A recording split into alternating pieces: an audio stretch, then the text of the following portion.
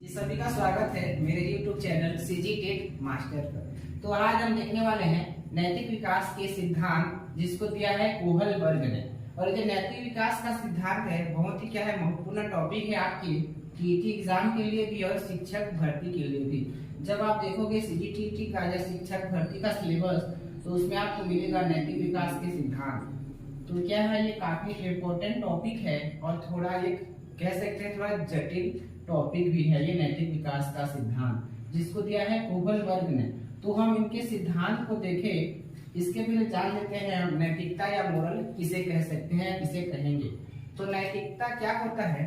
नैतिकता जो होता है मतलब क्या सही है और क्या गलत है, क्या सही है और क्या गलत है, इन बातों में क्या है अंतर कर पाना ही नैतिकता होता है।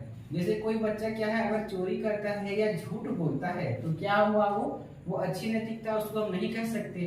और वहीं कोई दूसरा बालक है जो अपने माता पिता का, शिक्षकों का, गुरुजनों का कहना मानता है या उनका रिस्पेक्ट करता है और उनके कही गई बातों का अनुसरण करता है, तो उसको हम कह सकते हैं कि उसमें क्या है अच्छी नैतिकता है।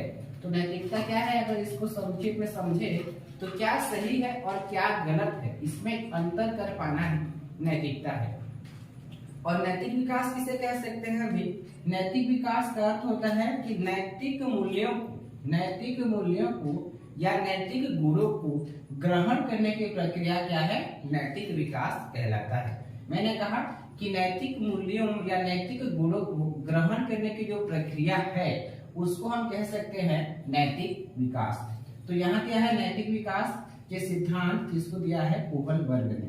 तो विकास को, इसके सिद्धांत को देखें, इसके पहले कुछ और बिंदुओं को समझ लेते हैं।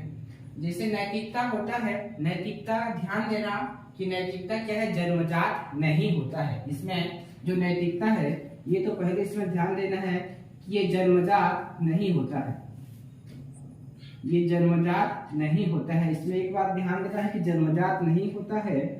और बच्चे क्या है जब 3 वर्ष का हो जाता है, 3 वर्ष के बाद नैतिकता, 3 वर्ष के बाद नैतिकता पाया जाता है या उसका विकास होता है।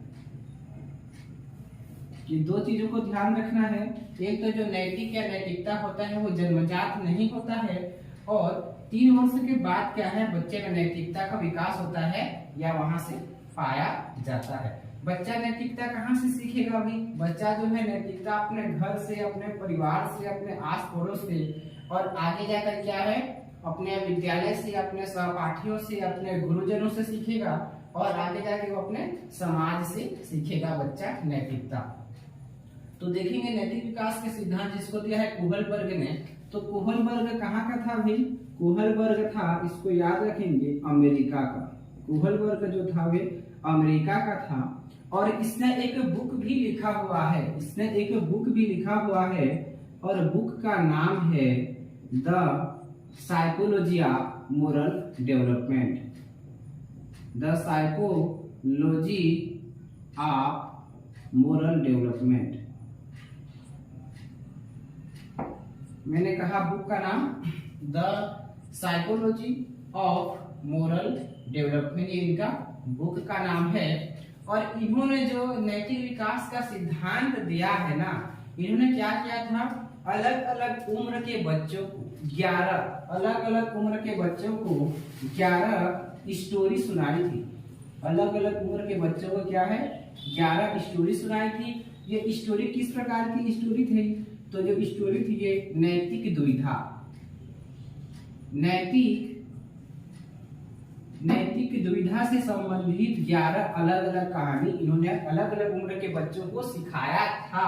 ठीक है, अलग अलग बच्चों क्या है कहानी को क्या है इन्होंने सुनाया था, और बच्चों को कहानी सुनाते थे। उसके बाद क्या करते थे, वो बच्चों को उस कहानी से संबंधित प्रश्न पूछते थे, और जो प्रश्न होते थे वो नैतिक दुविधा वाले होते थे। तो इनका एक जो फेमस स्टोरी है, वो है हिंज का। इनका क्या है, एक फेमस स्टोरी है हिंज का। हिंज क्या था? हिंज एक व्यक्ति था, ठीक है, हिंज एक व्यक्ति था और उसकी एक वाइफ थी। तो क्या होता है, जो हिंज की वाइफ उनका क्या है, अचानक से तबीयत खराब हो जाता है, उनको कैंसर हो जाता है। उनको क्या हो जाता है भाई, कैंसर हो जाता है। तो डॉक्टर के पास जब जाते हैं तो डॉक्टर साहब कहते हैं कि जो आपकी बीवी का बीमारी है वो आखिरी स्टेज पर आ चुका है, तो उनको बचा पाना मुमकिन नहीं है। ये तभी बच पाएंगी जब इनके लिए क्या है, आप मेडिसिन ले आओगे। वो मेडिसिन क्या है, अभी अभी एक केमिस्ट ने बनाया है, और वही एक मेडिसिन से ही आपकी बीवी की जान बच सकती है। तो जब उन्होंने डॉक्टर से ये सुना कि एक ही मेडिसिन है और उसी से उनका जीवन बच सकता है, तो हिंज था क्या, हिंज था गरीब व्यक्ति था, वो गया डॉक्टर के पास और अपना जो है अपना समस्या उनको सुनाया, उनके बीवी के साथ जो भी हुआ था, और उनको कहा, उनको रिक्वेस्ट किया उन्होंने कि मुझे दवाई को दे दीजिए।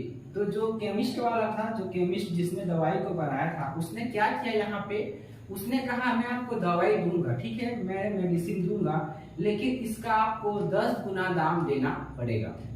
उसने कहा मेडिसिन में दे दूंगा आपको, लेकिन उसका क्या है, आपको 10 गुना ज्यादा आपको उसका कीमत देना होगा। अब बेचारा हिंद क्या है, गरीब था, उसके पास उतने पैसे थे नहीं, तो उसने उससे रिक्वेस्ट किया कि आप दे दीजिए करके, फिर भी उसने नहीं माना। तो हिंज अपने दोस्तों के पास गया, वहां से क्या है, उसने कुछ पैसे इकट्ठे करे, उसके बाद गया डॉक्टर केमिस्ट वाला के पास, लेकिन जो पैसा उसने इकट्ठा किया था वो भी क्या है, जो उसने कीमत तय किया था उतना नहीं कर पाया था। तो उसने फिर कहा, उसने विनती करी कि आप मुझे मेडिसिन दे दीजिए, आपको मैं बाद में आपको आपका सारा पैसा आपको वापस कर दूंगा। लेकिन जो केमिस्ट वाला था वो बिल्कुल भी नहीं माना, वो सुनने को तैयार ही नहीं था।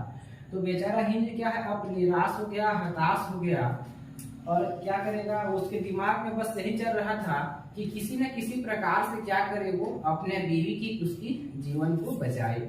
इसके लिए उसने क्या किया, जब रात का समय हुआ तो उसने क्या है, मेडिकल जो उसमें था, केमिस्ट का जो स्टोर था, उसको उसने क्या है, रात को उसको तोड़ दिया, और जो मेडिसिन वहां रखा हुआ था जिससे उसकी बीवी की जान बच सकती थी, उसको उसने ले लिया और अपने बीवी का जान बचाया। ये था उनका स्टोरी था, फेमस स्टोरी था हिंज का।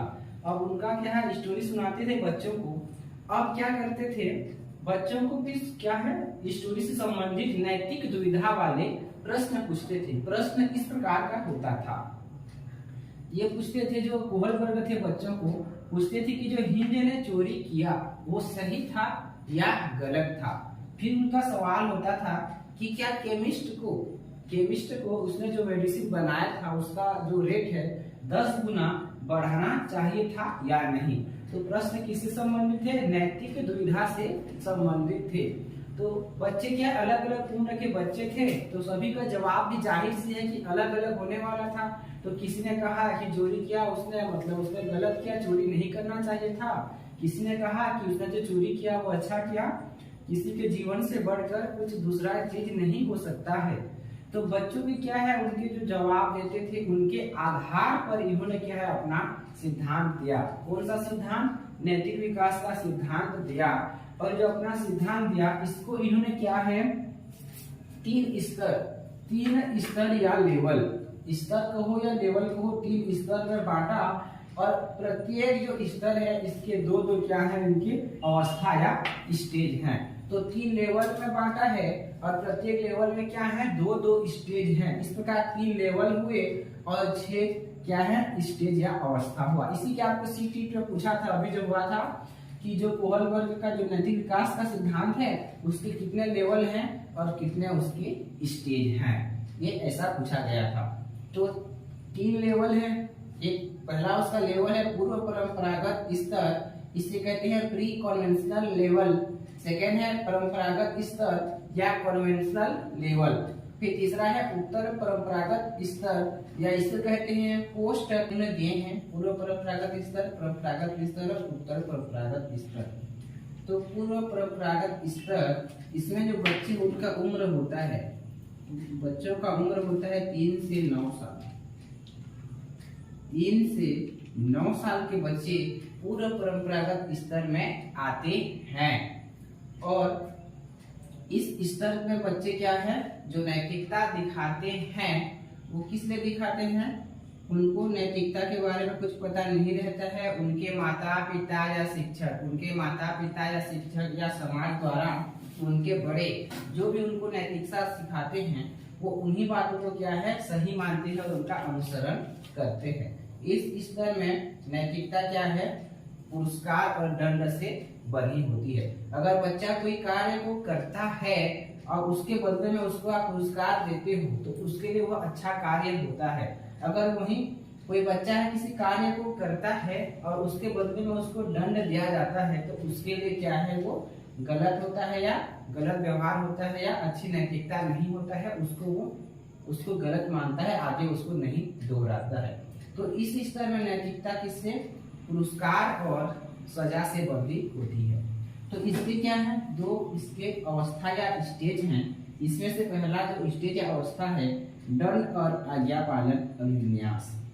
पहला है दंड और आज्ञा पालन अभिविन्यास और दूसरा स्टेज है साधनात्मक अभिविन्यास। तो इसमें बच्चे का उम्र होगा, पहले वाले में बच्चे का उम्र इसमें क्या टोटल 3 से 6 है, तो इसमें बच्चे का उम्र होगा 3 से 6 वर्ष। 3 से 6 वर्ष के बच्चे दंड और आज्ञा पालन अभिविन्यास में आएंगे और 6 से 9 वर्ष के बच्चे 6 से 9 वर्ष के बच्चे आएंगे साधनात्मक अभिविन्यास। इसी को अदला बदली अभिविन्यास भी कहा जाता है। तो क्या है, पहला स्टेज देखते हैं दंड और आज्ञा पालन अभिविन्यास। तो यहाँ क्या है, नाम से ही पता चल रहा है, आपको नाम पर ही फोकस करना है कि इस अवस्था में जो बच्चे होते हैं वो नैतिकता क्यों दिखाएंगे, उनको क्या है दंड का भय होता है उसके कारण वो नैतिकता दिखाएंगे या अपने बड़ों का आज्ञा पालन करने के लिए नैतिकता दिखाते हैं। उनके बड़े माता पिता और शिक्षक जो भी उनको कहेंगे उनके लिए वही क्या है सही होता है और उसी चीजों को वो करते हैं। फिर क्या है दूसरा उसका स्टेज साधनात्मक अभिविन्यास या साधन प्रयोजन भी कहते हैं और इसी को आप अदला बदली भी कह सकते हैं। इसको याद रखना है, अदला बदली अभिविन्यास, अदला बदली अभिविन्यास या इसी को कहते हैं टीट फॉर टैट। ये क्या होता है, अब बच्चे का उम्र क्या है 6 से 9 साल है, मतलब बच्चा क्या है स्कूल जाने लगेगा, बच्चे में थोड़ा समझदारी भी आ गया होगा।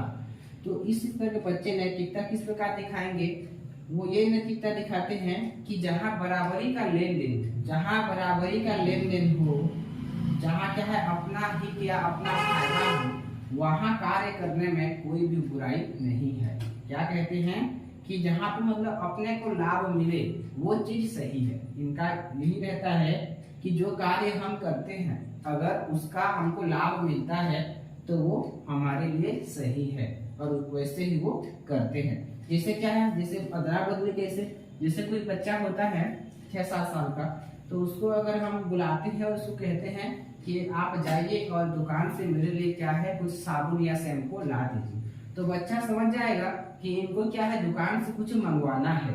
तो बच्चा तुरंत बोलेगा कि मैं क्या है आप दुकान से आपका सामान तो ला दूंगा लेकिन आप मुझे उसके बदले में क्या देंगे, ठीक है। तो हम कहते हैं कि ठीक है आप इस तरह के कुछ चॉकलेट खा लेना, तो बच्चा जाएगा और लाता है कि सामान को। तो ये होता है क्या अदला बदली। वो ये सोचते हैं कि अगर हम किसी की आवश्यकताओं की पूर्ति कर रहे हैं तो उसको भी हमारी आवश्यकताओं की पूरी करनी चाहिए। ये होता है साधनात्मक अभिविन्यास या अदला बदली और यहाँ से बहुत ज्यादा सवाल भी पूछा जाता है। फिर क्या है परंपरागत स्तर या इसी को कहते हैं कन्वेंशनल लेवल, ठीक है। और इसका क्या है 2 स्टेज और हैं, अच्छा बालक अच्छी बालिका और दूसरा है सामाजिक व्यवस्था या कानून व्यवस्था। यहाँ 2 स्टेज हो गया था, तो ये तीसरा स्टेज है और ये चौथा स्टेज है। तो अच्छा बालक अच्छी बालिका अभिविन्यास ये स्टेज क्या कहता है या इस स्तर के जो बच्चे होते हैं स्टेज के वो किस प्रकार की नैतिकता दिखाते हैं। तो वो नैतिकता इसलिए दिखाते हैं क्योंकि वो अपनी प्रशंसा पाना चाहते हैं, वो अपने बड़ों से अपने माता पिता से अपने शिक्षकों से वो प्रशंसा प्राप्त करना चाहते हैं, इसलिए क्या है प्रशंसा पाने के लिए नैतिकता दिखाते हैं। आप उनसे क्या है इस स्तर के बच्चों को आप कुछ भी उसको आप कार्य सौंपोगे या कार्य उनको बोलोगे तो तुरंत वो आपके काम को कर देंगे, क्यों करेंगे? क्योंकि उनको क्या है, आपकी नजर में क्या अच्छा बनना है, आपकी उनको प्रशंसा पाना है। तो अच्छा बालक अच्छी बालिका अभिविन्यास ये हुआ। और इसमें अगर बच्चों का एज ग्रुप देखेंगे तो ये होता है 9 साल से 15 साल। 9 साल से 15 साल के बच्चे इस परंपरागत स्तर में आते हैं। और यहाँ बात करें अच्छा बालक अच्छी बालिका बच्चों का एज ग्रुप, तो ये होता है 9 से 12 वर्ष। 9 से 12 वर्ष के बच्चे इस अवस्था में या इस स्टेज में आते हैं। 9 से 12 साल के बच्चे अच्छा बालक अच्छी बालिका जो अभिविन्यास है उसमें आते हैं। क्यों? नैतिकता दिखाएंगे अपनी प्रशंसा पाने के लिए। फिर क्या है चौथा स्टेज है सामाजिक व्यवस्था या कानून व्यवस्था अभिविन्यास। और इस अवस्था के बच्चों का उम्र होगा 12 से 15। 12 से 15 साल के जो बच्चे होंगे वो सामाजिक व्यवस्था या इससे कहते हैं कानून व्यवस्था अभिविन्यास में आते हैं। अब इस अवस्था के बच्चे में नैतिकता किस प्रकार की होती है, तो यहाँ ध्यान देना है सामाजिक व्यवस्था लिखा है या कानून व्यवस्था। तो इस स्तर के जो बच्चे होते हैं वो अपने अलावा क्या है, समाज के या कानून के बारे में ही वो सोचने लगते हैं। और वो ये सोचते हैं कि हमें समाज ने जो भी कानून नियम नीति बनाए हैं, हमें समाज के कानून, समाज के द्वारा बनाए गए कानून के दायरे में रहना है और जो कानून बनाया गया है उसका पालन करना है। मतलब क्या है, समाज के दायरे में रहने की बात करेगा और कानून पालन करने की बात करेगा। और वो ये भी सोचते हैं कि अगर कोई समाज के नियमों को या कानून का उल्लंघन करता है या तोड़ता है तो उसको सजा भी मिलना चाहिए। ये हुआ सामाजिक व्यवस्था। मतलब इस स्तर या इस अवस्था के बच्चे सामाजिक व्यवस्था को बनाए रखने की बात करते हैं। ठीक है, जो भी कानून है या जो भी समाज ने बनाया है उसको पालन करने की बात करते हैं, उसके दायरे में रहने की बात करते हैं। और इस स्टेज से बहुत ज्यादा प्रश्न पूछा जाता है। फिर अगला है उत्तर परंपरागत स्तर या पोस्ट कन्वेंशनल लेवल।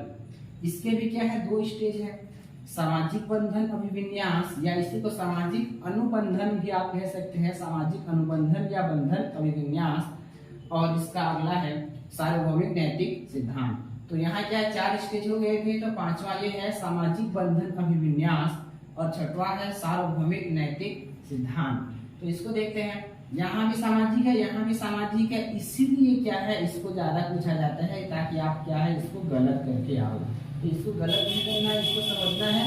यहाँ की जो सामाजिक व्यवस्था मतलब समाज ने जो भी नियम कानून रीति रिवाज बनाए हैं उसका पालन करना है और उसके दायरे में रहने की बात करता है।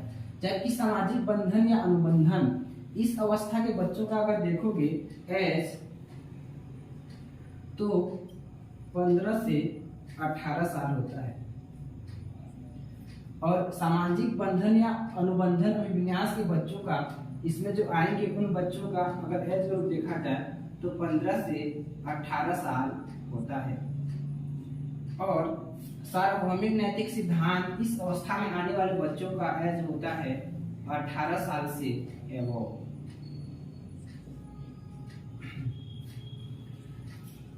तो सामाजिक अनुबंधन अभिविन्यास इस अवस्था के अंतर्गत आने वाले बच्चे ये सोचते हैं कि समाज ने या कानून ने जो भी रीति रिवाज बनाया है, परंपरा बनाया है, वो इसलिए बनाया है ताकि क्या है व्यक्तियों की आवश्यकताओं की पूर्ति हो सके। अगर समाज के द्वारा बनाए गए कानून से, रीति रिवाज से किसी व्यक्ति की आवश्यकताओं की पूर्ति नहीं होती है तो वो उन क्या है बंधनों या नियम या कानून को तोड़ने की बात भी करते हैं।